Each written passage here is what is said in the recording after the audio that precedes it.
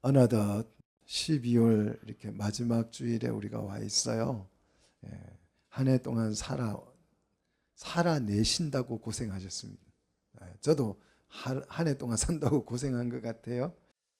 24년 우여곡절 많은 사연들을 안고 뒤안길로 사라지고 이제 25년이라고 하는 새로운 한 해가 우리가 맞이하게 될 터인데요. 이 새해는 24년보다 좀 더 욕심을 부려본다면 좀 더 희망차기를 주의 이름으로 축복합니다. 성도의 삶은 어떠하든지 간에 이 마지막 순간에 고백할 말이 있다는 거죠. 우리가 어떻게 살았든지 어떤 삶을 살았든지 최종 마지막에 우리가 고백할 수 있는 단어가 있죠. 말이 있죠. 그게 뭡니까? 에벤에셀입니다. 이 단어가 우리에게 있다는 것은 참 축복이라고 생각해요. 우리는 무슨 일을 겪었든지 어떤 과정을 살아왔든지 마지막에 우리는 할 말이 있어요. 뭡니까? 에벤에셀. 에벤에셀이 무슨 뜻이에요? 하나님이 여기까지 나를 도와주셨다. 시편 기자는 이렇게 찬양했어요. 이것을 시편 121편 1, 2절에 보시면 눈을 들어보라. 눈을 들어보라. 나의 도움이 어디서 올꼬. 자, 나를 이렇게 이 인생 이 험한 세상을 살아낼 수 있는 이 도움이 어디서 올까? 내가 잘난 맛에 지금까지 잘 살아왔어. 이런 사람들은 이런 고민을 안 하겠죠. 그죠? 그러나 정말 험한 세월을 살고 보면 나도 모르게 그 험한 세월을 내가 다 살아냈을 때에 이 도움이 어디서 왔을까? 그런 생각을 하게 되죠. 그때 받은 응답이 뭡니까? 천지를 지으신 만군의 여호와께로다. 이 고백은 그냥 평범하게 살아왔던 사람들의 고백이 아니에요. 평범한 삶을 살았던 사람들은 이런 고백을 한다 안 한다? 할 일이 없어요. 자기 잘난 맛에 살았으니까. 사망의 음침한 골짜기를 통과한 사람들의 고백이에요. 어떤 환경, 어떤 상황 속에서도 이런 신앙 고백은 우리의 믿음의 가치를 돋보이게 합니다. 우리 삶의 한순간 또 한 걸음까지도 에벤에셀의 하나님의 도우심이 깃들어 있는 줄 믿습니다. 그래서 오늘 새로운 한 해는 올해와 같이 우리 하나님께서 여러분의 자녀들을 도와주시기를 축복합니다. 여러분의 가정을 도우시기를 축복합니다. 그리고 여러분의 사업이나 직장을 하나님께서 건강을 도와주시기를 축복합니다. 우리 하나님은 언제나 우리를 돕습니다. 믿습니까? 자, 아멘이기는 하죠. 하나님이 돕는다는데 누가 아멘 안 할 사람이 누가 있겠어요? 다 하지만 내 형편과 처지를 고려해 보면 또 달라질 수가 있죠. 하나님이 늘 도와주신다 이 말이 내 마음에 들지 않을 수도 있습니다. 하나님께서 나를 이렇게 도와주셨다는데 이거밖에 안 된다고 이렇게 반문의 의심이 생길 수도 있습니다. 그런데 왜 이런 하나님은 여전히 나를 돕고 계시는데 왜 나는 이런 도와주었다, 하나님이 도우셨다라고 하는 그 생각에 대한 이 괴리 현상이 일어날까? 왜 그러냐 그러면요, 관점의 차이 때문에 그렇습니다. 하나님의 관점과 나의 관점이 전혀 다르기 때문에 하나님이 도우셨는데도 불구하고 하나님이 나를 도우셨다는 것을 믿어지지 않을 때가 많다 이 말이죠. 하나님의 관점은 나의 관점과 다르다는 것을 우리는 알아야 합니다. 자, 이번 대통령이 탄핵이 됐는데요. 그 탄핵 사건의 주심을 맡은 헌법재판관이 정모 씨예요. 이분이 이 헌법재판관으로 임명될 당시에 청문회를 할 때에 그 했던 답변이 화제가 돼서 나온 것을 제가 들었습니다. 민주당의 모 의원이 질의를 합니다. 만약 대통령이 국회에서 보편 타당한 법률을 제정해서 이렇게 올렸을 때에, 제출했을 때 대통령이 거부권을 행사한다면 그 거부권 행사가 옳은 것인가, 이렇게 묻습니다. 여러분은 어떻게 생각하세요? 정말 보편 타당한 법률을 제정해 가지고 대통령에게 제출을 했는데 대통령이 그 법률은 온당하지 않다고 해서 거부를 했을 때에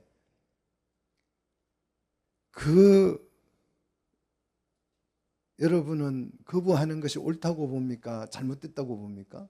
저는 그 질문을 들을 때에 그 질문의 의도가 굉장히 나쁘죠? 나쁜 의도를 가지고 하지만 제 마음속에 보편 타당하고 옳은 법률이라면 거부권을 대통령이 행사하는 것은 옳지 않다라고 제 마음속에도 들었어요. 그런데 이 헌법재판관이 뭐라고 대답을 했느냐 하면요, 정말 법관이라는 것은 좀 다르구나, 판사들은 조금 우리와 생각이 다르구나 한 것을 알았습니다.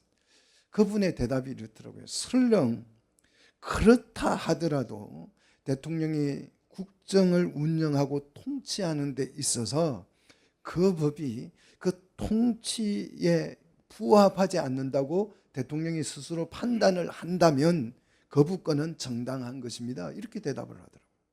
제가 그 대답을 듣고 깜짝 놀랐어요. 정말 법관은 정말 지혜로운 사람이구나 하는 것을 제가 깨달았습니다. 법관은 법과 양심에 따라서 판단을 하는 사람이죠.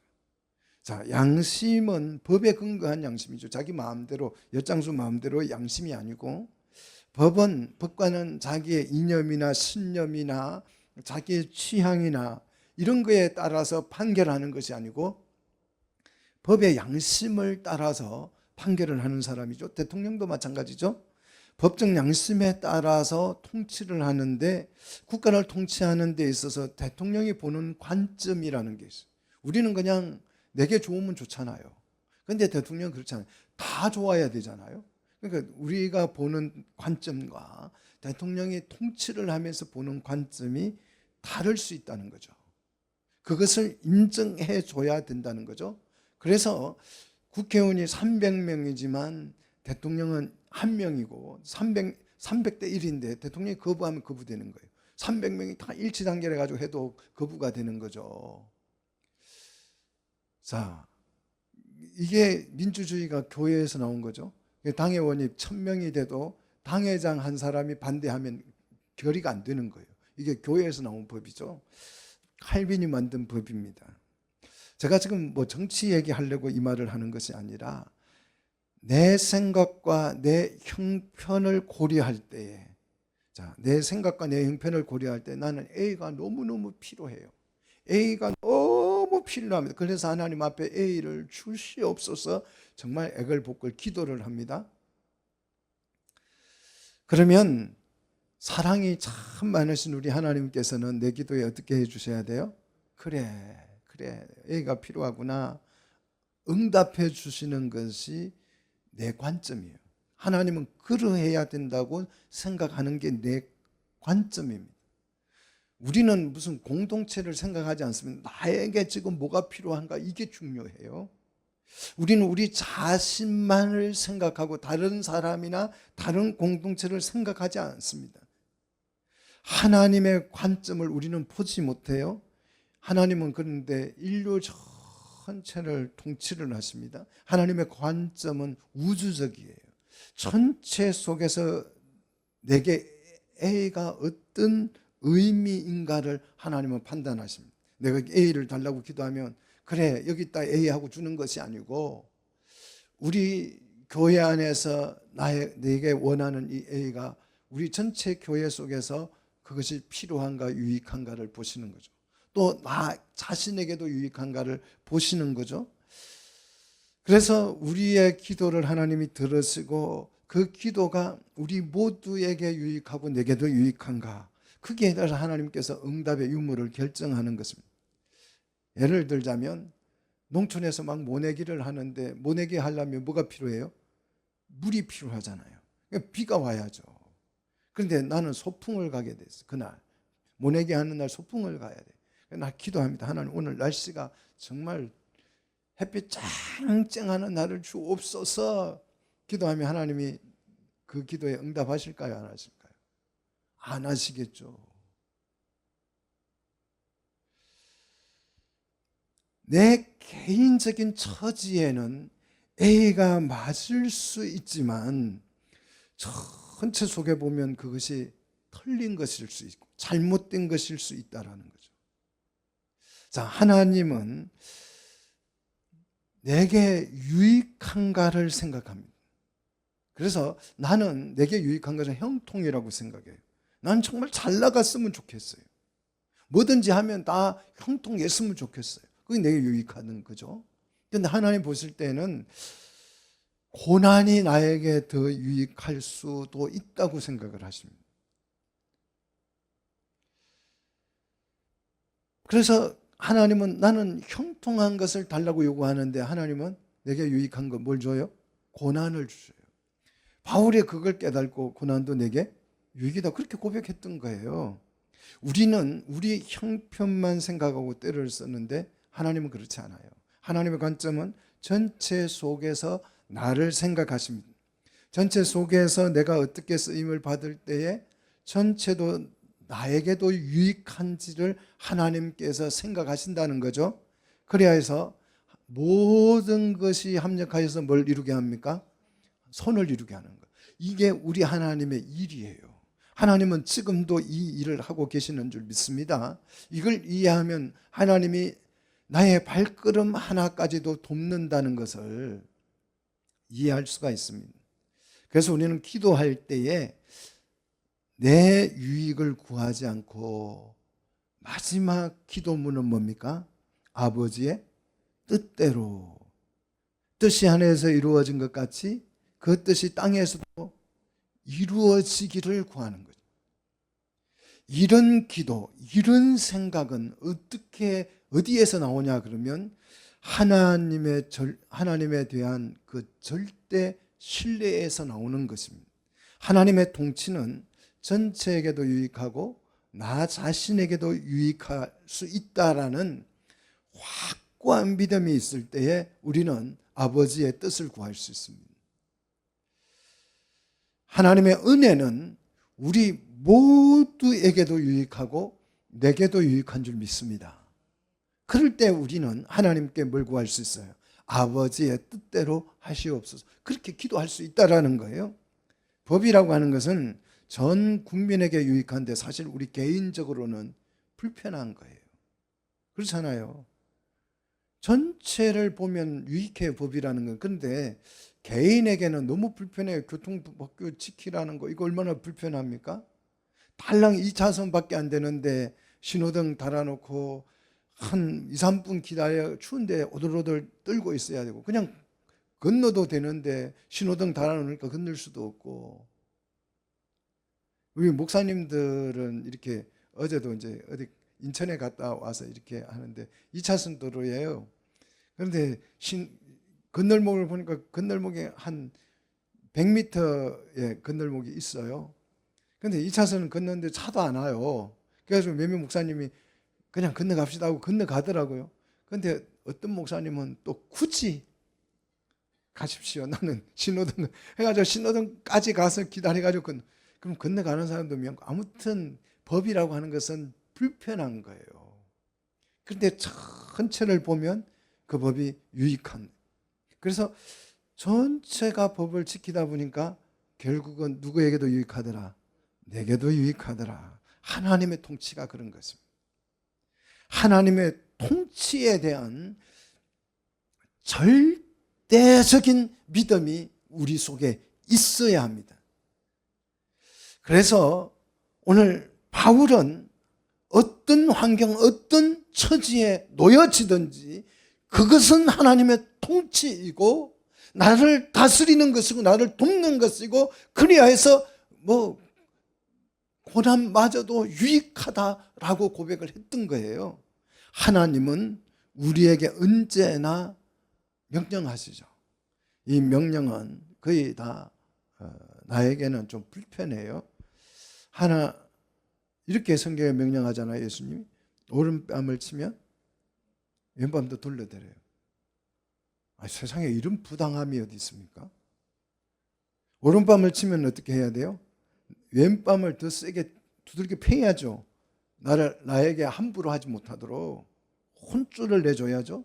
한 대 때리면 한 2대 때려줘야죠. 이게 세상 원리잖아요. 하나님은 겉옷을 달라는 자에게 속옷까지 벗어 주라는 거예요. 원수도 어떻게 하라고요? 사랑해야 된다고요. 이런 명령들이 마음에 드십니까? 진짜 마음에 안 들잖아요. 원수는 어떻게 해야 돼요? 복수해야죠. 근데 원수에게 복수를 해도 시원찮을 판에 뭐 하라고요? 사랑을 하라니. 그런데요, 잘 생각해 보시면 이 명령을 따르면 원수가 어떻게 돼요? 내가 원수를 껴안고 막 사랑해버려요. 그럼 어떻게 돼요? 원수가 친구가 되겠죠. 그럼 원수가 없어지는 거죠. 그런데 원수를 갚겠다고 복수를 하면 그 다음날 자고 일어나면 원수가 몇 명 생겨요? 2명 생겨요. 우리 방식으로 원수를 갚으면 복리로 원수가 늘어납니다. 1명 갚으면 2명 생기고 2명 갚으면 다음에 4명이 생겨요. 중국 영화가 그걸 설명해 주잖아요. 그죠?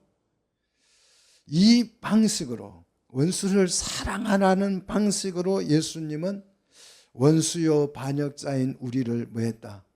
사랑해 주셨다. 예수님이 우리가 정말 이쁜 짓만 해가지고 교회도 잘 나오고 말도 잘 듣고 순종도 잘하고 친절하고 참 그리스도인답게 살아서 우리를 사랑한 것이 아니죠. 우리와 예수님과의 관계는 원래 어떤 관계였어요? 원수 관계였습니다. 그래서 주님이 원수인 우리를 뭐 했어요? 사랑해 주니, 사랑을 하니 원수였던 우리가 예수 그리스도의 뭐가 됐어요? 친구가 되고 더 친해져 가지고 뭐가 됐어요? 신부가 돼 가지고 결혼을 했어요. 그게 뭡니까? 교회가 된 거죠. 그죠? 우리는 하나님의 명령에 대한 절대 신뢰가 필요합니다. 그러면 도대체 이 하나님의 명령이라고 하는 게 뭔지를 알아야죠. 하나님의 명령이 뭡니까? 하나님의 명령이 뭐길래 이렇게 명령에 대해서 절대 신뢰를 해야 합니까? 또 그 명령에 대한 우리의 태도는 어떠해야 하는가 하는 것을 오늘 우리가 생각해 봐야 합니다. 내게 겉으로는 유익한 명령에는, 겉으로 볼 때 나에게 유익한 명령에는 아멘 하기가 부담이 안 돼요. 그런데 내 생각과 하나님의 생각이 충돌할 때에, 예를 들어서 막 홍해 바다가 넘실넘실하고 뒤에는 애국 군대가 쫓아오는데 피할 데가 없어요. 아무리 사방을 둘러봐도 도망칠 곳이 없어요. 근데 하나님이 명령하십니다. 어떻게 뭐라고 명령합니까? 바다로 뛰어들어라. 무슨 뜻이에요? 바다에 빠져 죽어라. 그 말이잖아요. 내 생각은 이거는 죽는 거예요. 명령에 따르면 죽는 것인데 갑자기 하나님께서 바다로 들어가라고 명령을 할 때에 우리는 어떤 태도를 보여야 하는가요? 어떤 태도를 가져야 할까? 그게 아멘 해야 할까? 아니면 이게 무슨 말이냐고 태들어야 할까? 여리고성을 보니까 난공불락입니다. 그런데 그 들어가면 죽어요. 그런데 하나님께서 진군 명령을 내립니다. 진군하면 죽습니다. 명령을 따르면 죽어요. 자, 하나님의 명령이 내 생각과 정면으로 충돌할 때에 우리는 갈등할 수밖에 없죠. 자, 이렇게 하나님의 명령이 내 생각과 충돌할 때 나는 어떤 태도를 가져야 하는가? 평소에는 우리가 이렇게 말할 수 있죠. 아무 일이 없을 때 그냥 하나님 명령이니까 언제든지 우리는 아멘하고 순종해야지 뭐. 하나님 명령인데 이렇게 평소에는 그런 생각을 할 수 있습니다. 그런데 실제 심각한 문제에 내가 직면해 있을 때에 그 명령을 따르면 어떻게 돼요? 죽어요. 그럴 때에 하나님 명하시면 아멘 하기가 쉽다 어렵다? 쉽다 어렵다? 어렵죠. 저도 어려워요. 그래서 뭐가 필요하다고요?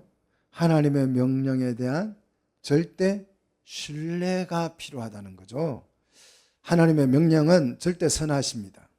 하나님의 명령은 절대 이롭습니다.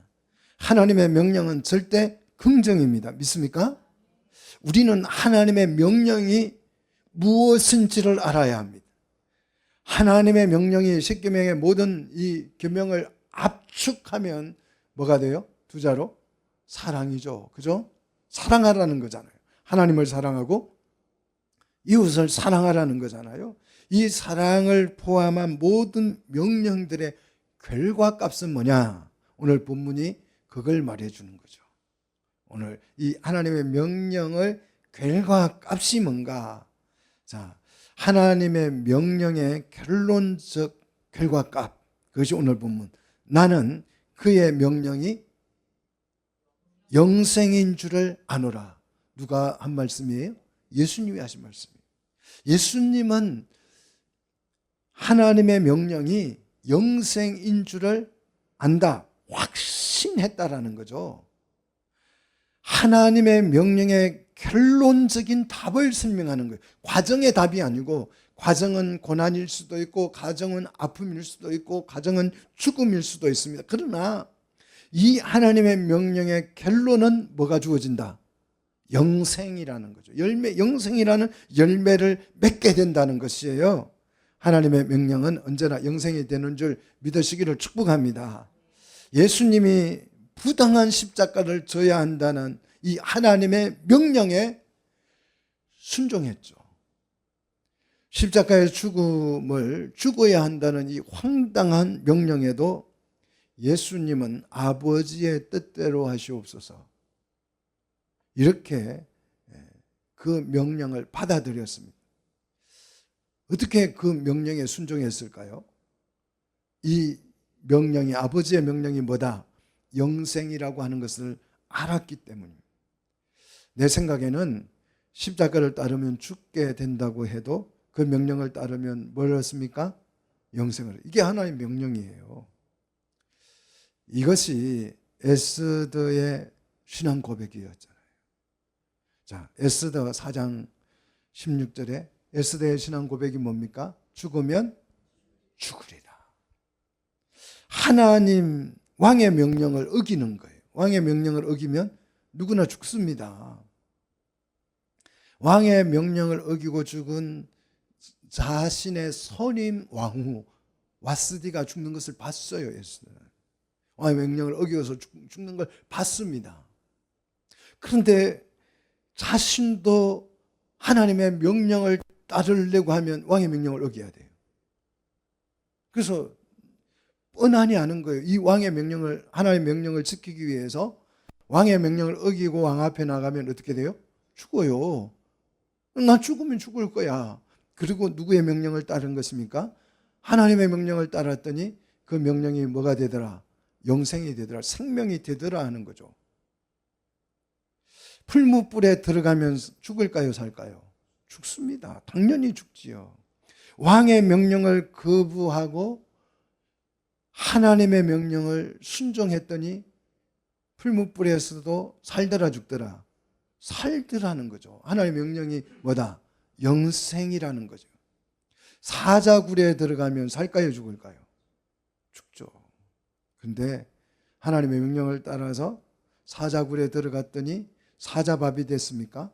사자 한 끼 식사가 됐습니까? 결국 하나님의 명령을 따르니 사자가 뭐가 됐어요? 친구가 되고 살더라는 거죠. 우리는 성경을 통해서 이걸 배워야 돼요. 아하, 하나님의 명령은 뭐다? 영생이구나. 이걸 배우셔야 돼요. 내게 좋은 말씀만 골라가지고 밑줄을 긋는 신앙이 돼서는 안 돼요. 내가 마음에 드는 막 성경 구절, 성경 단어들만 찾아가지고 긋다가 막 밑줄을 그어놓는 그런 신앙인이 돼서는 안 됩니다. 그리고 또 그 좋아하는 구절에다가 색칠해 놓고 그 구절만 외워요. 딴 구절 절대 안 외워요. 한 절만 듣는 거면 더 좋은 말씀이 있는데 그냥 내 웃음 마음에 드는 구절에만 줄을 쳐놓고 그것만 외워요. 그래서 문제가 생기면 뭐라고 그래요? 왜 하나님께서 내 뜻대로 안 해주세요? 약속한 대로 왜 안 해주세요? 그리고 따져요. 그리고 실망하고 좌절합니다. 성경은 기도하면 우리에게 언제나 좋은 것을 주시겠다고 약속합니다. 그래서 생선을 달라는 자에게 전갈을 주지 않겠다는 것이 주님의 말씀이잖아요. 그죠? 생선 달라고 하는데 어떻게 자녀가 생선 달라는데 전갈을 주겠어요? 그래서 이 말씀을 믿고 생선 달라고 기도했더니 때로는 하나님께서 뭘 주더라?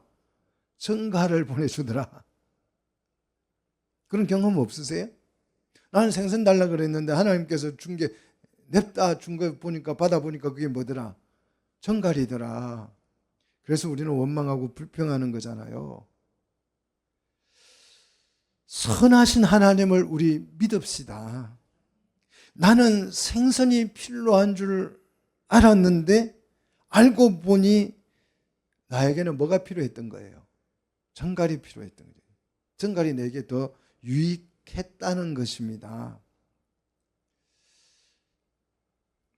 배가 고파서 떡을 달라고 막 하나님 앞에 기도했더니 하나님께서 뭘 주시더라? 성경에는 떡 달라는 자에게 돌을 주지 않는다 그랬어요. 근데 실제 우리 삶을 보면 떡을 주세요 하고 기도했더니 뭘 주더라? 돌을 주시는 경우가 더러 있습니다. 왜? 배고픔보다 왜 돌을 주셔요? 떡 달라는데 배고픔보다 내가 배고픈 것보다 실제를 알면 돌이 더 절실할 수도 있기 때문에 저는 시골에 살아봐서 알죠. 시골의 풍경을 아는데요. 이 가을철에 산에 가면요. 이렇게 길을 가는데 문득 코앞에 그냥 뱀이 아니고 독사가 다 웅크리고 있어요. 얼마나 놀래는지 몰라요. 그리고 독사는요 도망도 안 가요. 그냥 뱀은 사람이 가면 막 확 도망을 가요. 그런데 독사는 절대 안 움직이죠. 딱 보고 있습니다. 해를 날름날름 하면서. 그러면 이게 어렸을 때는요 발이 안 떨어져요. 딱 붙어버려요. 그럴 때 뭐가 필요해요? 떡보다는 돌멩이가 필요하죠.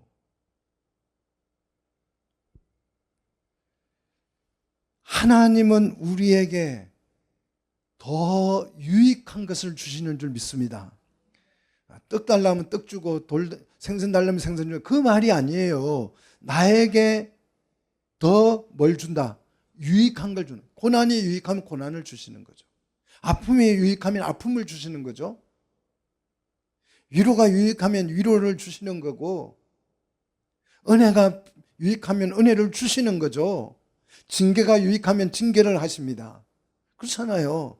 하나님은 우리에게 더 좋은 것을 주기를 원하십니다. 그러나 결과는 뭐다? 무엇을 받았든지 간에 결과는 하나님의 명령은 결과는 영생이더라 하는 거죠. 하나님은 언제나 내게 더 유익한 것을 주십니다. 믿습니까? 여기에 대한 우리의 확신이 필요한 거예요.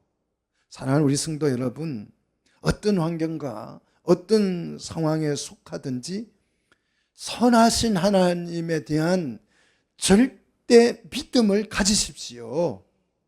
하나님의 명령은 결과적으로 뭐다? 영생이라고 하는 것입니다.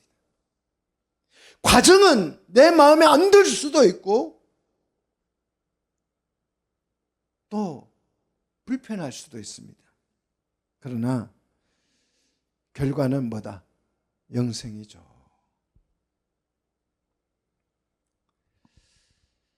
이 믿음에 따라서 우리 예수님의 말씀 사역의 기준, 예수님 어떤 사역을 했느냐? 예수님은 하나님의 말씀이 영생이라는 걸 알았습니다. 그래서 예수님은 무슨 일을 하셨는가? 자, 계속 오늘 본문을 보십시오. 그러므로 내가 이러는 것은 그랬습니다. 여기서 이른다는 말은 말하는 것, 얘기하는 것은 그런 뜻이죠. 내가 설교하는 것은 그런 뜻이죠. 내 생각이나 내 철학이나 내 이념이 아니다, 이 뜻이잖아요. 아니고 뭐다? 내 아버지께서 내게 말씀하신 그대로다. 여기서 그대로라는 말은 하나님의 방식 그대로, 그런 뜻입니다. 하나님이 말씀하시는 그 어투 그대로라는 뜻이에요. 하나님의 말씀을 그대로, 그냥 들은 그대로 전한다는 거죠. 이것이 예수님의 메시지의 핵심입니다. 이게 예수님의 설교 철학이었어요. 근데 얼마나 많은 사람들이, 설교가들이 자기 생각이나 자기 철학이나 자기 이념을 설교합니까? 내 생각이나 이념을 말하는 것은 전파가 아니죠. 전달이 아니잖아요. 그죠? 내 사상이나 이론을 전개하는 거지. 내 생각이나 이념을 말하는 것은 전파가 아니에요. 우리는 자기 이야기를 하는 사람들이 아니고 들은 말씀을 전파하는 사람들, 전달하는 사람들이죠. 그래서 우리는 선포자가 되어야 될 줄로 믿습니다. 여러분이 하나님께서 받은 이 명령, 하나님의 말씀이 뭐다고요? 영생이다. 여기에 대한 정말 확고한 믿음을 가지십시오. 예수님은 단 한 번도 자기 생각을 말씀한 적이 없습니다. 오직 영생인 하나님의 명령을 그대로 전달했습니다. 들은 그대로, 받은 그대로를 전달했습니다. 하나님의 명령은 뭐기 때문에? 영생이기 때문에 그렇습니다. 우리도 예수님처럼 이 하나님의 명령에 대한 이 확신을 가지고 우리가 말씀을 전하는 우리 성도들이 되어야 될 줄로 믿습니다. 이렇게 말씀을 전하면 그 말씀이 언젠가는 때가 되면 열매를 맺습니다. 우리 자녀들에게도 말씀을 전하십시오. 언젠가는 열매를 맺습니다. 한 번 전하니까 안 되더라. 포기하지 마십시오. 하나님의 말씀은 뭐다? 영생이다. 살아있는 말씀이에요. 영생이라는 말은 살아있는, 삶을 살게 하는, 생명을 가지고 있는 그런 뜻이잖아요. 우리 형제들에게도 그냥 이제 얼마 안 있으면 구정인데 그냥 가서 툭툭 던져 놓는 겁니다. 뭘요? 내 생각 말고 뭘요? 하나님의 말씀을, 하나님의 명령을. 우리 이웃도 마찬가지죠. 그냥 지나가면서 그냥 한마디씩 던지는 거죠. 그러면 그 말씀이 언젠가는 열매를 때가 돼야 열매 맺는 거죠. 이 씨앗의 발화는요, 때가 되어야 발화가 돼요. 그 신기하지 않습니까? 그 씨앗이 이게 눈도 달린 것도 아니고 뇌가 있는 것도 아닌데 이상하게 봄이 되면 거기에서 뭐가 나와요? 싹이 나오고 열매를 맺잖아요. 자, 오늘 우리가 하나님의 말씀이, 하나님의 명령이 뭐가 된다? 영생이 된다는 사실을 우리가 성경을 통하여서 배웠습니다. 예수님은 이것을 확신했기 때문에 하나님께서 내게 말씀하신 그대로를 뭐했다? 전파했다, 전달했다, 선포했다, 그 뜻이죠. 전도라고 하는 것은 그래서 선포라는 단, 캐르그마라는 단어예요. 우리는 전도하면 막 가서 붙어가지고 꼬셔서 교회 데려오는 걸 전도라고 생각하는데 성경에서 말하는 모든 전도라는 글자는 캐르그마입니다. 선포예요. 뭘요? 하나님의 말씀을 선포하는 것이에요. 선포하면 이 말씀이 역사해야 되는 거죠. 우리 하나님께서 우리에게 주신 이 영생의 말씀, 우리 2024년 마무리하면서 자, 이 하나님의 명령이 뭐다? 영생이다는 이 확신 가지고 우리 이제 한 해 마무리하시고 새로운 한 해 이 말씀 붙들고 살아내는 우리 성도들이 되시기를 주의 이름으로 축복합니다.